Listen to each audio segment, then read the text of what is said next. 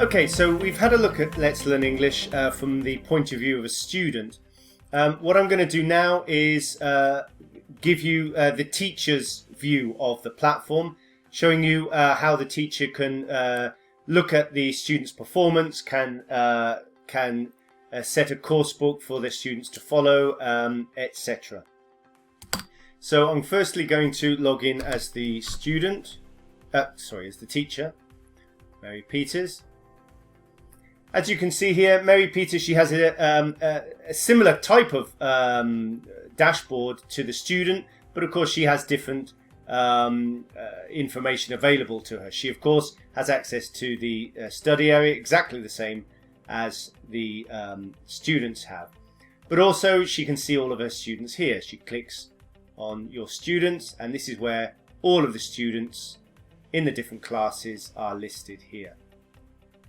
And you can filter this by class, by username, or sort it rather by class, username, etc. She could just click on here as well and have a look at her two classes. Example class, Young Elementary. She shares this class with two other teachers. There are 17 students in it. This Elementary Young Learners class just has 3 students. If she clicks on here, she will see more information about the class, the teachers that she shares it with, the course book that they use, or the course books that they use. I'll show you a little bit about that later. And of course, the students. And the schedule of classes as well. But again, that's something I'll talk to you a little bit about later on. If we click on one of the students, Alfonso. This is one of my students. I'm Mary Peters, the teacher. This is my student, and this is information about him. There's subscription, the school, awards, notes, classes, etc. All of that information you can have a look at, and for each of your students. What's really interesting up here is the grade book. Up here next to his name.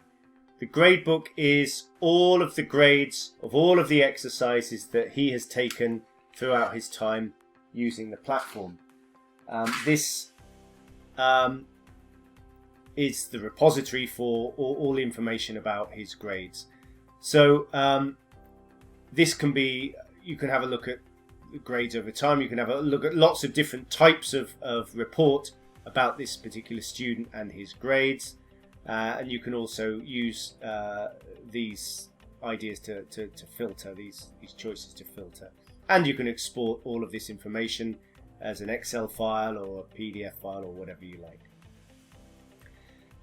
So looking down here, we can see that this student has done these particular exercises. If we want to have a little bit of a closer look, we can click on here, adverbs of frequency, gap fill. You'll remember I was logged in as this student and did this exercise only a few minutes ago. So if we click on here, we can see the results that the student got. So we can have a look and we can see the errors that the student made to get an idea of how well they've understood this particular grammar point. We can give feedback here. So we can say, hi Alfonso.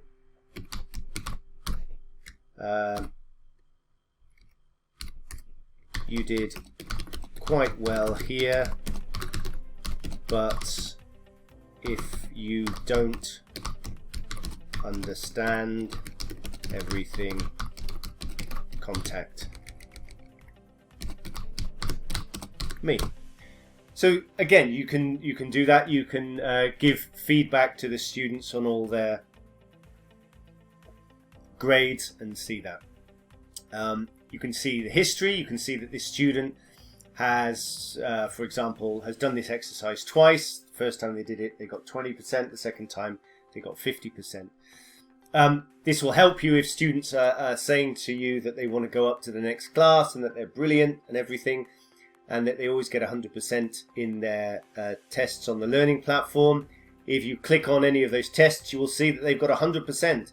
But then if you click on history and you see that they got 20%, and then 2 minutes later they got 100%, well, that proves that they've just taken a photograph of the answers and gone and done it again. So you have control over seeing how legitimate the students' scores are.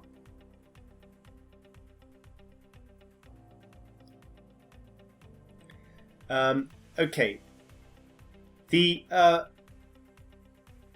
When you set up a class, or when your administrator sets up a class, they may well decide to choose a course book for your class. You might be using course books with your classes. What we've done here is we've got about 350 course books from all different publishers at all different levels, and we've cross-referenced the materials that we've got with the materials in those course books.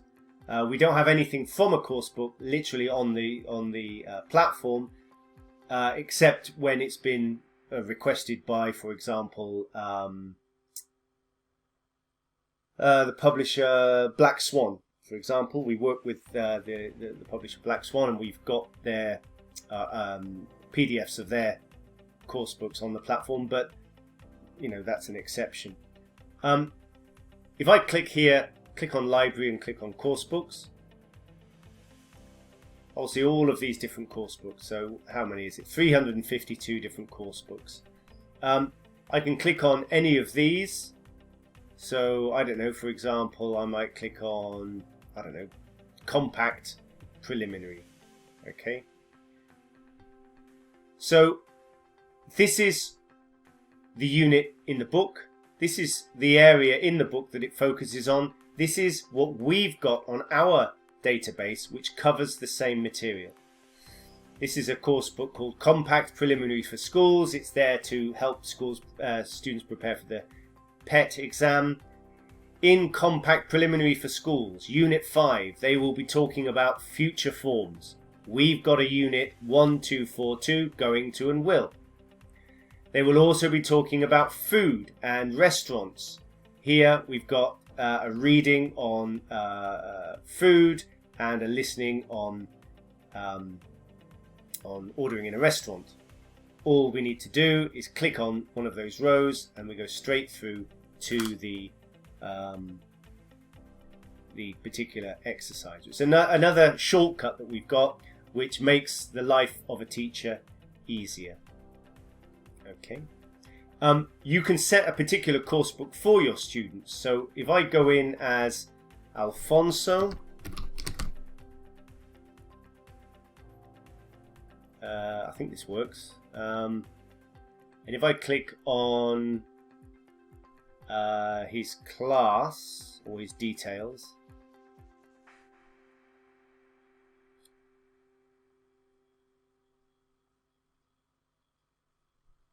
and if I click on course book, yeah, I've just got two: Aspire Intermediate and Gateway B1. So you don't have to go through 352 course books to try to find the one that you're using with your class. You can, in the configuration, which you do, the administrator will do at the beginning of working with us, you'll set up your teachers and your course books that go with each class. And these can be changed, they can be added to, etc. by the teacher. Not by the student, but by the teacher.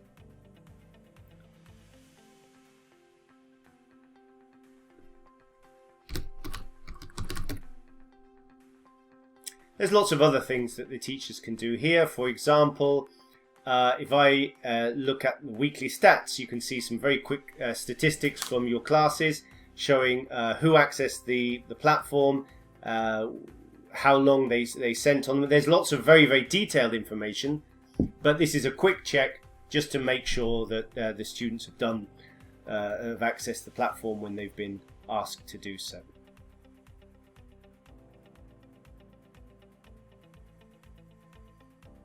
Clicking on a student, you can click on here one-to-one meetings, which allows you to give a tutorial to your students. So you can take your iPad out and sit down with a student and have a one-to-one chat about how he or she is getting on. You can create a new reports. You can save old ones, etc. Create new ones and talk about the progress, how much they need to do, their effort, participation, homework, etc., etc., etc. And of course that can be exported in a variety of ways.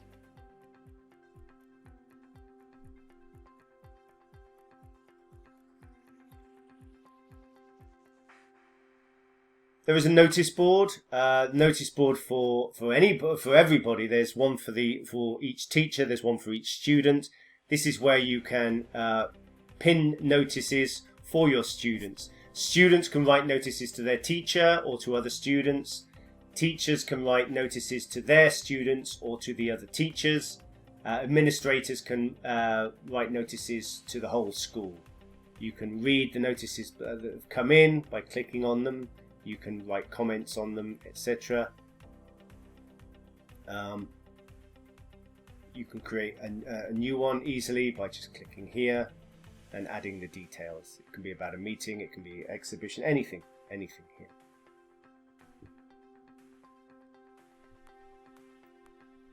So, if you are an institution that has students set up where you create homework for students to do after every lesson, I'm going to show you how easy it is to create an exercise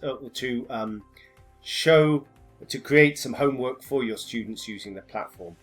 All you need to do is click on this button here, which is tasks. You have created no tasks, it's got here, so I'm going to click on this button to create a new task.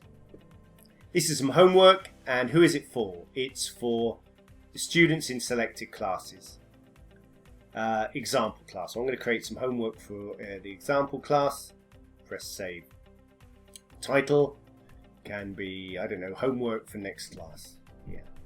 And this is where I put the details. In today's class, or lesson rather, we studied,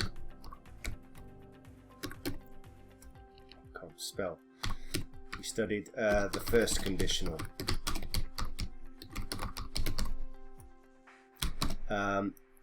Do this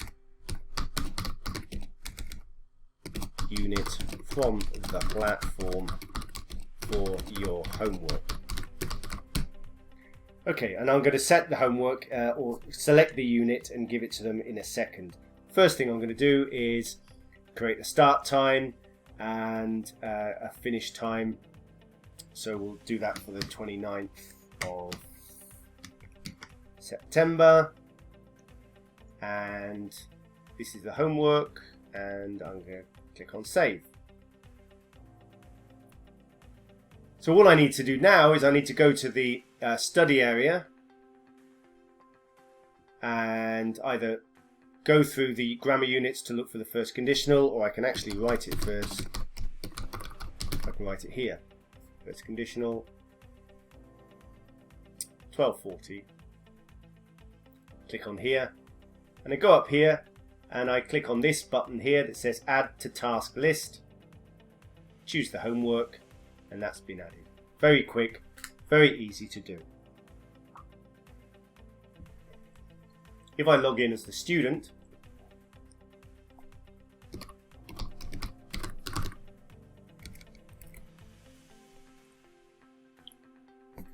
I will see that on my dashboard here I've got some homework. Click on here. In today's lesson we studied the first conditional, oops, and click here to get to the homework. Very easy, very straightforward to do. So that's how you create tasks. Again, it's from the dashboard or from the dashboard of the teacher.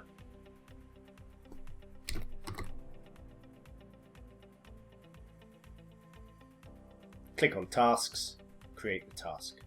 Very easy, very straightforward.